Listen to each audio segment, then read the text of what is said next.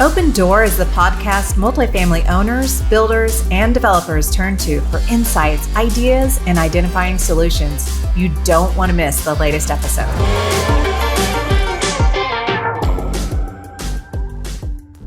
Welcome to Open Door by Cox Communities, a show dedicated to bringing you the latest information, hottest trends, and newest technologies for you to consider when making decisions for your multifamily communities.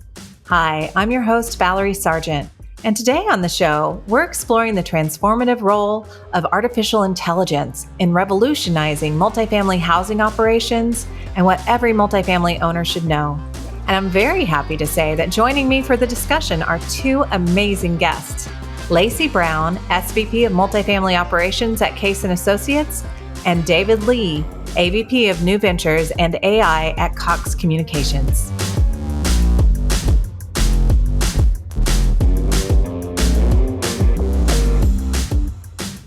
Welcome, Lacy and David. Thanks so much for joining us today. I've been really looking forward to this conversation because the ways artificial intelligence is being used today are incredible. And perhaps one of the most exciting ways it's being used in multifamily is in leasing. So to start us off here today, Lacy, how have you been able to use AI-driven chatbots and virtual assistants there at Case to facilitate leasing inquiries, schedule virtual tours, and provide information outside of your traditional business hours?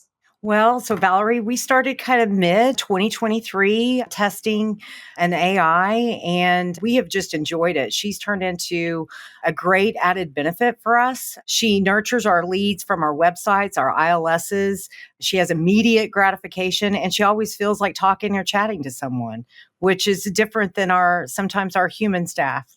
And so everyone there has really embraced this process for you? Well, I wouldn't say it didn't naturally come to them. We are in the almost, I'd say 9 months. And so we're getting used to her. They're starting to understand the purpose behind her. And I would say we're about 80% where people really are seeing the difference for them, meaning those leads are being converted to appointments and then the agent takes over from there. And so they're starting to see the 20% increase on the leads, which also in turn often is a 20% increase in their leases, which is in their pocket as well. So the buy-in was slow to begin with. I think for a while there was some talk that, is Kelsey going to take my job? And we assured them that she's not really here. She's in the cloud, wherever that is. But yes, I believe like I said, I'm okay with an 80% buy-in. And I think with time and as their pocketbook gets a little bit broader, I think we'll have, 100% buy-in. Sure. That's awesome. What happens is our lead comes in to our CRM. She picks up that lead. And the first thing she does is convert that lead from an email, if at all possible, to an SMS.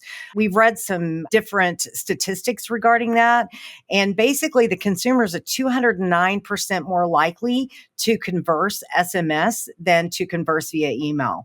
So I think that's the number one strategy. The number two strategy is that she's available 24/7 and she gives immediate response to them. You will see the conversations of, her asking them questions and then in turn, they're asking her questions. And what happens is she follows up every other day with this prospect up to 11 days, if you will. And then after that, if we don't get a response or we don't get an appointment from there, we consider it a lead that is no good. So we then discard that lead and move forward. But she can send memes. She can write poetry. We haven't gone into the poetry yet because I know I try to explain it to my group as she's a baby really right now. And as she grows with the knowledge in our database, then she will also be growing. And so what I told them is she's somewhere between crawling and walking, and we need her up into running stage. And I'm hoping that is somewhere in the near future. Oh, goodness. Wait till she gets to her terrible twos. Right? Real quick follow-up to that, Lacy, with regard to the after hours, do you have a percentage for how many of those inquiries come in after hours that she's able to help you with that you weren't able to handle before? So we're seeing about 10% of our traffic or our leads are coming in after hours, or I should say off hours. We are closed Sundays, so a lot of them are coming in on the weekend and on Sundays, and that's included in on that 10%. But we see a lot of activity between like 7 and midnight. So, Lacy, last time we chatted, you mentioned that some of the prospective tenants like build a relationship with Kelsey and maybe had even asked her out. Could you tell us about that? Yes. So there's been times where when prospects come in, they ask for Kelsey. And then there was also a text thread that showed someone asked if she was single and available. The most recent conversation and it wasn't with one of ours, but it was with another prospect for another firm, but they had told us the story as well. So I'll share the story with you because I think it's funny. They got a little worried because Kelsey is starting to develop her own personality and she shouldn't have preferences, if you will. And so she was asked by this prospect if she liked egg rolls. And her response was, I love egg rolls. So they were a little scared in the fact that she came back with the emotion of, I love egg rolls. So I guess the conversation or the thread went on. The prospect ended up coming into the office. And when he did, they brought a dozen egg rolls into the office. Oh my No gosh. kidding. Oh, Kelsey's so good at building relationships.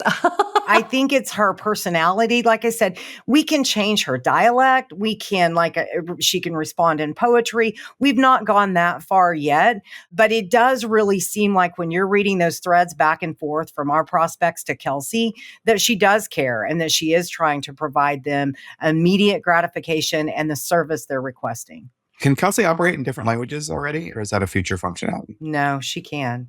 50. 50, no kidding. Wow. We knew that she was bilingual, meaning we knew that she spoke Spanish and English, but we did not know until we had a Ukrainian that was a prospect who was looking for an apartment, and she came back and was speaking to them. Now, right now, we have to send that thread in to be translated for us, or we have to use Google Translator. But there is future hope of them being able to send us the translated thread without having to submit an inquiry on that. Interesting. David, what are some of the key benefits that you see for both property managers and prospective residents with this? Yeah. So, I think like Kelsey, what we're seeing is a bunch of kind of role specific AI starting to show up. So a lot of new startup companies are coming to market and offering things like your AI programmer or your AI data scientist, right? And so I think for property managers and really, business owners of any kind can start to augment their staff and augment the talent that exists by reaching out to finding specific AIs that can solve specific things that you would have maybe looked to hire a person for, maybe part-time or full-time. And just saying, I've got somebody with kind of that skill set today, but I can augment their skill set by giving them access to this new tool. And then now I've got one person who's now performing 50, 70, 150 times or percent more effectively than they used to because they have an AI partner. And I really think it's going to change a lot about how quickly people get up to speed at various skills and then how productive they are when they're at full speed already. Lacy, are there ways that you've been able to use AI-powered analytics to improve decision-making after hours? Well, what we saw basically was there was a real demand during the off hours. And we wanted to be able to provide that customer an immediate response or another option when our offices were closed. One of the things that Kelsey does for us is she does push our self-guided tours. And so we've seen about a 5% increase on our self-guided tours as well. Our self-guided tours last until 7 p.m., but they do begin at 7 in the morning. So that does give someone maybe an option to look in the morning before they go to work or an option to look at night. But that's the real analytic behind how she's helping us during the off hours. My thought process, though, is not only is she helping us in that realm, but I think she's also helping set us aside from our competition. And that is what is important to us, is that we all sell apartments and they all typically are kind of vanilla boxes, if you will. But if I can get to the prospect quicker, or if I can build a relationship with the prospect faster, then more than likely I get to gain that prospect as a resident on my community. Does she operate all the time or only after hours? Right now, she's operating all the time. There is some discussion, and we're calling her Kelsey 2.0 right now because we've made some tweaks to her. They've made some tweaks to her. Our understanding is in the next 90 days, we could dial her back and maybe not have her in the midnight hours, if you will, but just respond, whether it be from, 7 or 6 o'clock in the morning until let's say midnight, or maybe that's 11 o'clock. Just because the question is who would really be responding to people. And we call her our offsite agent because we don't really want people to know that they're engaging with an AI because we're fearful that they won't want to engage with an AI. And so the thought process behind bringing back those hours a little bit would be to make sure that those are hours that someone should be or would be reaching out to someone. Although I think anybody who's shopped for a car recently and the chatbot comes up immediately, I think a lot of people realize that that is a function that's happening. But those who are, bringing egg rolls and asking people out, maybe not.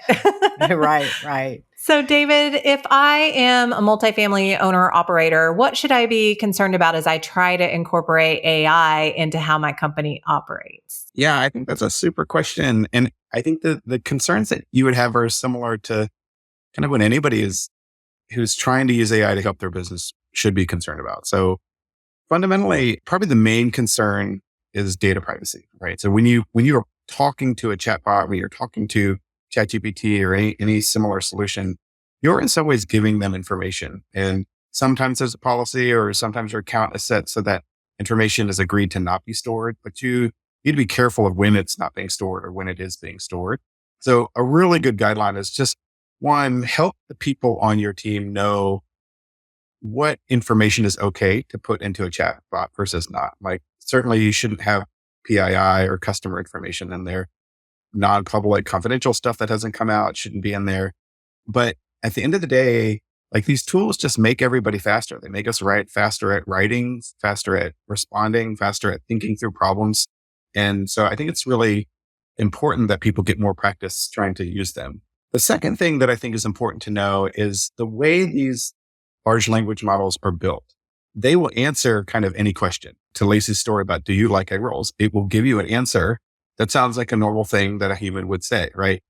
But the truth of the matter is there's a term in AI called hallucinations, where the AI will answer something because it sounds right, but it may not be real. Like sometimes they make up papers, sometimes they'll make up stories that don't exist in the sort.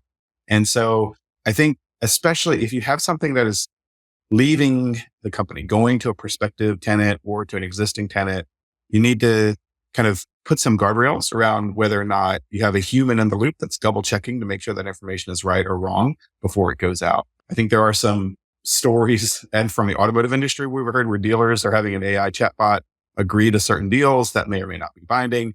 And so I think both the hallucinations and having the safety controls around what you allow the AI to say and not say without human checking are super important. Yeah, that sounds very important. Hallucinations. That's not one that I knew the terminology for made up stories from AI. So, Lacy, thinking of residents, what are some examples of AI powered amenities that actually enhance the resident experience? So I think that this AI could go so much further in the fact of engagement from resident events, but also we play bingo on a lot of our properties. And so we'll have a weekly bingo on one of our social sites. But I think this is where this Kelsey or I, whatever we choose to call her, or however we choose to use her, could go further. And she could be the one helping us perform the event of the bingo. I think with the local flavor, what's around the community, what's being offered, what's this weekend? St. Patty's Day is coming up. I think we have a St. Patty's Festival in Tulsa this weekend. And I think that would be something else that she could offer. Not to mention, whether it be instructions on the amenities, we have mirrors inside our fitness centers that oftentimes are difficult for those that have never used a mirror and don't know how to maneuver around that setup. But then even to fitness, really, I don't know that she could offer fitness classes, but she certainly could offer links to fitness type things that you could do from your apartment. Or I just think that it could be endless on how we could use her application to better our resident engagement and their experience.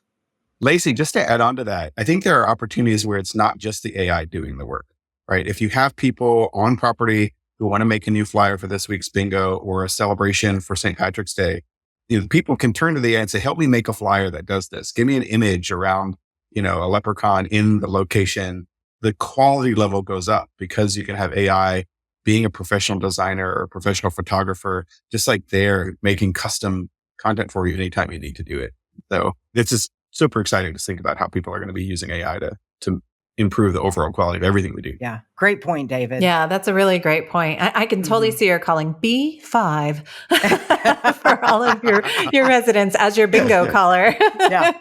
So how do you say that AI could contribute to personalized experiences for residents? How could they create like those personalized experiences? I think that she could be a benefit in so many areas that I don't even know how we would implement it, I guess, to this point and how we would engage those residents. I'm at the stage where I would be a little fearful yet to roll that out. But I mean, we could even loan her out as, I guess, as a resident, if you had students on the property, she could maybe help you with your homework. We're early on in the stages. And so I'm not exactly 100% there yet, but I think I could be soon. There's a term that I think a lot of AI developers are shooting for, which is to try to make the AI helpful without being creepy. Right. And so especially if you're trying to be helpful. So I think, Lacy, as you and other front of the curve developers think about how to bring AI in, I think that's an interesting line we have to toe, which is how do we make it better without being weird? Because going back to the automotive example, when I was on a car website, I just recently had to get a new car, but I was on the car website and their chatbot kept coming up and kept trying to help me. And I'm like, please stop. I did not want to engage with this thing. And so I think that ensuring that it's not also disrupting the research process is important because, sometimes people just want to do their own due diligence and they don't want somebody talking to them. Yeah. And we have those perimeters set in on the prospect side. So when they say no, no means no. And that's right. But yet on the resident side, I don't know how far yet to push that.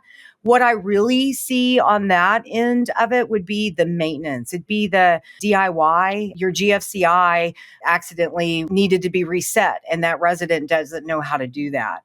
I think that's where Kelsey could possibly be of assistance on those type of items. That way, they don't have to wait until the next morning for the maintenance man to come out and they use their hairdryer. I think those are the better applications or what would be maybe in our near future. Yeah, because I wanted to ask you if you've been able to leverage AI in order to help streamline maintenance tasks. And so have you put any of those little videos or had her link to any of that for your residents who had maintenance issues? We have not yet, but we are working towards that. I would say maybe third quarter of this year, maybe into the first part of 2025. That would be something that we would like to really offer. We used a lot of YouTube videos, if you will, during the COVID period, which helped assist while we weren't able to get into residence apartments. So we do know that that benefit is there and people do like that. It's almost like after COVID, when you go and stay the night in a hotel, they no longer do service anymore in the hotel. And you're fine with that. Like you really didn't want people in your hotel. So, and you really don't want people in your apartment unless they have to be. So we're hoping that on that end for the resident benefit, what I would see us doing this summer would be resident follow-ups with her to make sure that the maintenance has performed the duty that they were asked to do inside the apartment. I see her working into a survey, whether they've been now with us for 2 months. How has your home been for the last 2 months? How do you feel our service has been? And so I think that is our next step with her. I love that because then you're really working it into retention efforts and how you can strengthen that. And I think that, that's where sometimes people don't always have the time to do that follow up. And that's a great way to utilize her. The use of YouTube for DIY and home maintenance, I think, is probably the killer app for YouTube that no one expected 15 years ago, right? Imagine when something broke 15 years ago, you'd have to call somebody, it would cost a certain thing. You'd have to wait for a scheduling. But now, whether it's you're a renter or a homeowner, it's quicker to just go to YouTube and find the answer. One of the big breakthroughs in AI really over the last year, maybe less than a year, is the ability for AIs to start watching videos. So over the last 8 years or so, most AIs have been trained on reading text, but we're entering this age where there are AIs today that are literally watching YouTube videos and learning how to do things, and they can ingest these ideas and give you bespoke answers, right? There's one particular service called Perplexity, which I think specializes in taking complex things and breaking them down into specific answers. But I really do think that there's going to be a ton of power in knowledge management tools where a person can ask a specific thing, and then AI will reference, 5 specific articles from like your maintenance guide or your property guide, and then also a YouTube video about a thing that it knows matches what's in your property. So like the ability for AI to stitch together answers from multiple sources, I think is going to make a huge difference. So what you're telling me is that AI is going to start binge watching like I am.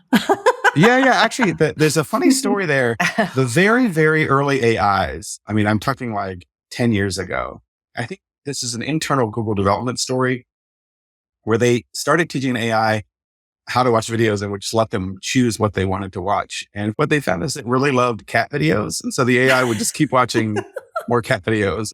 And I don't think we know why it really loved cat videos. That's hilarious. But if I recall, this is not me making something up. This is a story from somebody inside of Google. That's so great.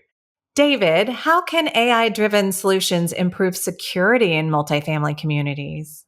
So I do think the security world is actually, I think, a great application for sort of what I'd call the last generation of AI, right? Not the generative stuff that we have now, but computer vision, image classification. There are a number of, I think, really robust services out there where you can buy a camera system or feed your existing camera system into a AI platform that will then sort of flag suspicious behavior or count the number of people who are walking in a certain space, or say, this pool area is closed, but we saw 2 people climb over the fence last night, and sort of provide either real time or after the fact awareness about having kind of smart spaces and safe spaces within your corridor.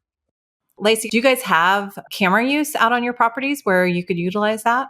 We do have camera use. We're not yet there on that sophistication of a camera, but I definitely think in the day and age that we're in, if that develops at a cost-effective way in order to monitor our amenity areas and people's surroundings, that would be highly valuable. Yeah, it's a really interesting application. I think the good news is it's been a few years since I've looked at these things, but my understanding is that you don't need to replace your camera system. I think if you have like a digital camera system someplace, many of the service providers in here can tap into wherever it's being stored today and then do analytics on it, return things to you. You may have capabilities you didn't I may know have about. capabilities I didn't even know I had. See, aren't you glad you came on this podcast? I am so happy. I'm happy you're here. I'm wondering, what are some of the ways, Lacy, that you've been able to use AI to help optimize staffing levels and resource allocation? Have you been able to, make a difference in that capacity? We've not reduced staffing at all because of Kelsey.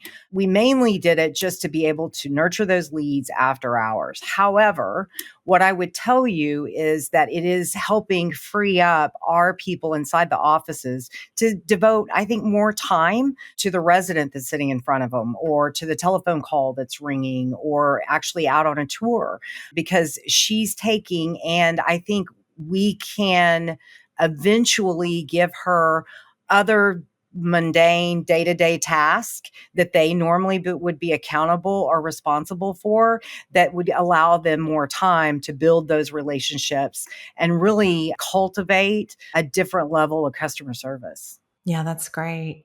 David, if we have listeners that want to start using or having their team start using AI to improve their productivity, where should they start? The easiest way, I think, for most people to start is mostly to just try the tools that everyone is using, right? So ChatGPT is amazing. Google Gemini is amazing. But what we have seen with a lot of teams that we've been working with is that there's a learning curve, right? So the first time you use ChatGPT, you might ask it a question and then it'll give you an answer. And then you might ask a follow-up question and so on. But the miracle of these AIs is that they know kind of everything, right? Every single topic, they can function in any kind of thing. And as such, they're answering all of these one-off questions with very little context about who is asking, why are you asking, what is the environment in which you are asking. And as people kind of move up the learning curve from, hey, I'm just chatting with the AI, you start to build this library of very robust, longer prompts that says, hey, I am a property manager in an X unit system in this city. I manage a team of blank, blank, blank. I've got to do this thing. Can you please help me with the following task? And I need you to write as though you are talking to an audience of X or Y, and that sort of thing. And so like what we find is advanced users give the AI way more information, like maybe 5, 6, 7, 8 paragraphs of information before it even asks the first question. And so getting that practice and seeing how we like one of the funniest examples of this is that I saw a prompt where, you say, hey, AI, I'm going to ask you a question and I'd like you to answer it twice. The first time I'd like you to answer it as though you were a PhD caliber university professor talking to other university professors. And as the second time you answer this question, I'd like you to answer it as though you were a middle school boy who has no interest in being part of this conversation. And then they ask whatever the question is. And then obviously the university one is like super high caliber words, really long. And the middle school boy literally answered this, the AI answering on its own goes, dude, I don't even want to be here, period. And that's the end of it. And so that's fantastic. The prompting that we get, the telling the AI how to behave and what kind of output we want from it is something that you'll learn only through practice. And so I think that's something that I would encourage. The sooner you start going down that path, the sooner you're going to have like your own library of prompts to get the AI to give you the answers. And it's really like about the more information you put in there to help it be specific, the better. Exactly. Yeah. So funny you were to say that, but this year we celebrated our 40 years, our anniversary at Case and Associates. And my Case, our owner, we Chat GPT, it just kind of came out, or it was starting to really surface. And one of our young assistants, we were trying to write a bio that we were going to use within we were doing a video and some things like that about Mike and about the 40 years in the business. And so she went to Chat GPT, and I'm not kidding you when I say this bio came out. It was 2 pages long and it was exceptional. It was everything that he had done. It had pulled everything from his charitable things to how he started in the business. And I mean, it was incredible, the bio that it wrote for him. So I believe that it's about how you and obviously it was someone in their 20s asking that Chat GPT how to make it work, right? And when she did and that came out, it looked fabulous. We used it. He's like, I can't believe they wrote this like this. I go, it wasn't they, it was Google. Well, and I think like one of my tech-based clients, one of the things that they always emphasize is that it will write everything. You just need to double check it as a human. Right. Like make sure that it is what you need it to be. Don't rely on it to be completely accurate, but really follow up and have that third party look at it just to make sure everything's okay. And to that, Valerie, I would tell you, we instruct all of our leasing professionals to go in, look at all the threads between Kelsey. She also does have a human team, though, that does back her up to verify. And then if she were to get stumped, they're there to answer some questions for her and such. But we ask them to go in, first of all, get to know the prospect already, because obviously she's trying to book a tour for you. So you're going to have to establish a relationship with them as well. But then it also double checks everything that Kelsey's saying and making sure that she's giving the appropriate information, because we do have 95 properties. And there's been a few times that she's gotten confused on the information given out. Well, and you mentioned she has a team to back her up. Is that a team at your corporate office or is that on-site teams? Members? No, it's actually a team within this organization that we're using. Yes. So she has a human component to her as well. Oh, great. That's good to know. David, what do you think about the types of work that are out there that will be enhanced versus those that will be threatened by AI capabilities in multifamily communities? So I think this is a big point of fear when people talk about, I think there are 2 big fears when people talk about AI. One, People are worried about the Terminator future where the robots and the humans become enemies and who knows what. And then the second one is this AI going to take away my job? And I think I am less worried about that because in general, like with any new technology over the last 100 years, every time we get increased productivity, it means we just do more, right? Like people work more now than ever and the computers are better now than they've ever been. And so I don't know that there's going to be less work really from the AIs, but I think that they're not all going to be affected at the same rate. So there's a famous William Gibson quote, which I think is very important in the world that we live in today, which is the future is already here. It's just not evenly distributed. And so with respect to AI impacting people's works, I actually like to think of it as sort of two buckets. There's the world of work where the output of your work is atoms. I work in construction, or I'm a plumber or I'm a maid or a housekeeper, that sort of thing. Like where you touch things, you move things for a living. And then there is the cross of work where the output of your work is something digital. I write things, I send out invoices, I compose music, draw pictures and that sort of thing. And it's the people whose work is digital in output, right? If the output of your work is bits, what it means is AI can help you with that in a way that it can't help you if you're trying to build a fence. But it can help you if you're trying to come up with a project plan and a budget for building a fence, right? And so I think that the line really is pretty broad around if the output of your work is digital, there are probably opportunities to have AI help you today, but physical work will be less effective. Right. And I think it's about creating efficiencies too, helping people Yeah, enhance what they're already doing by taking those, like you were talking about, Lacy, those mundane tasks that maybe nobody loves to do anyway. And it's able to allow people to focus on things that are maybe more important to getting their job done. for sure. Let us give the most boring things, the most soul crushing things to an AI. Let's do. If the AI revolution is as big as the hype, what does that mean for property managers, David? So for your listeners, I am an AI practitioner. So I build applications in AI. I am not building AI itself, but we're using AI to build applications. And often I'll talk to some of my partners and business sponsors and say, hey, what's a thing that you would like to do with AI? What do you think will help your business the most? And they look at me and I can tell what they're thinking is, I have no idea. I don't know what AI can do. You need to tell me what AI can do. And then I can tell you how my business needs that. Right. And what I think is kind of the interesting shortcut I found is for those who have played around with GPT, right? I kind of draw an analogy between an intelligent chatbot like GPT and the world's smartest intern, right? So you have someone here who has read thousands of books. They've read every single thing on the internet. They can speak multiple languages and they can answer every single question in 30 seconds. It's really a remarkable skill set. But there are kind of three downsides and one upside. One of the downsides is like a college intern or high school intern, they don't understand the context of our business or what we are trying to accomplish or the environment that we're working in at all. So you have to tell them all of those things. The second thing is they don't do anything unless you ask them to do it. Like GPT is just sitting there waiting for you and you won't do anything unless you ask it to do your question, right? And then the third sort of similarity between these AIs and the world's smartest intern is that they also don't know when they are wrong. They will answer every question and they have no idea when they are right or wrong. But on the plus side, they don't mind if you say that was incorrect, please do it again. And they'll just do it again in 20 seconds, right? So for each individual, if you're asking an AI, hey, help me plan out this event or put together a project plan for this thing, that's the way one person thinks about it. But as a company, I think the way you should be thinking about it is imagine that I could give you 1,000 of these interns or 5,000 of these interns and they cost less than $2 a day to run. What would you want this army of interns to do?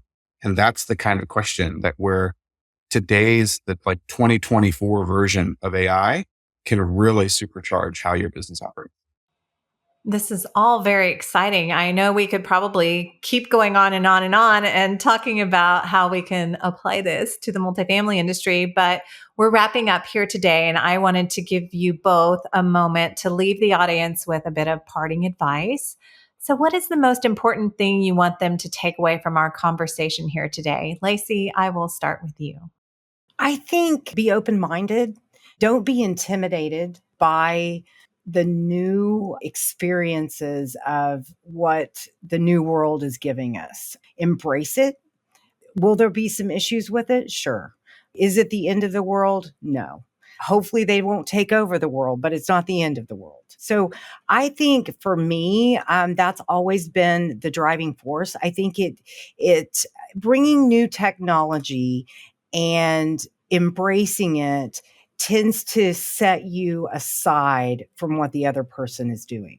And I think for us and for myself, that's always important to me. And I think it can invigorate your teams as well. It gives them something to think outside the box on.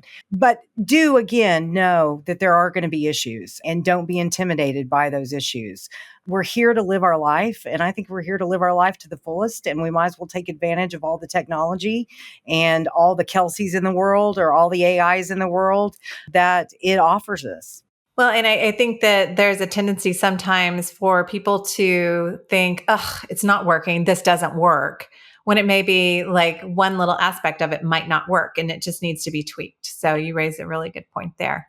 David, what about you? What is the most important thing that you want our audience to take away from our conversation today?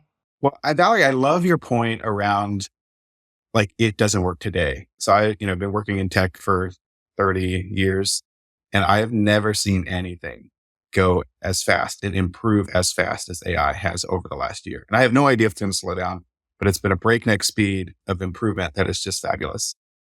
I think the one big idea I'd love people to take away from this talk is this conceptual idea. So there's a lot of technical details around like what is a large language model and how does it work? But the most simple way to think about it is that like GPT-4 took the entire text of the internet. And I don't know exactly how many words that is, but it's more than 1 trillion words, probably 2 to 5 trillion words. And it was able to essentially compress all of that down to a couple gigabytes, right? And there are versions that are so small that they can fit on a laptop or sit on a phone. So you've taken the entire body of all knowledge that's on the internet and made it small enough to sit on a single computer.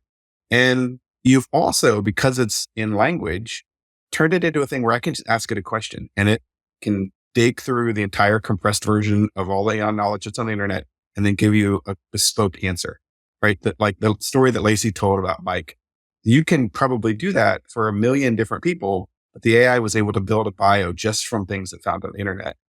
And that is a miracle. I mean, that is an absolute miracle that we are getting to live through. And it gets to affect our lives and it affects our companies and our customers and all kinds of fabulous things like that. So the one thing I want people to think about is we're in a world now where every time these AIs train on larger data sets, they get a little bit smarter, right? So from GPT 1, 2, 3, 4, it got 30% smarter each time. And it will probably get 30% smarter when it gets to 5, 6, 7, 8 at each step. At some point, it'll round out, but I don't think the AI research community knows when. And so today we have the ability to have like a 95th percentile expert on almost any topic in the world, just sitting on our shoulder, ready to answer a question anytime you want. And those AIs will get smarter and smarter and smarter. And so we'll have 99 and then we'll have 99.9 percentile experts on every single topic sitting on our shoulder. And that is going to be so powerful for humanity. And I know there's a lot of things to be worried about, but I honestly think that the distribution of expertise knowledge that is easily accessible to every single person who has a connection to the internet is going to change the world in marvelous ways. Wow. On that note, we come to our conclusion of time together today. David leaving us on a big note there to go out on. That's amazing. I kind of got goosebumps, David. Oh. Oh gosh, it's certainly been such a pleasure to be here with both of you today. I appreciate you taking your time and spending it with me. So thank you both so much. Thanks, Valerie. Thanks for the invitation. All right, I'll talk to you later.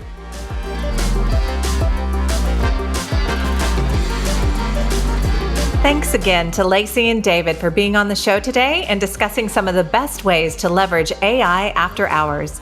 And if you enjoyed the show, please remember to rate and leave us a review. Thanks again for listening.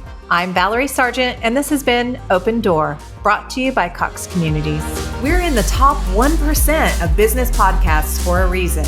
Subscribe now so you never miss a moment.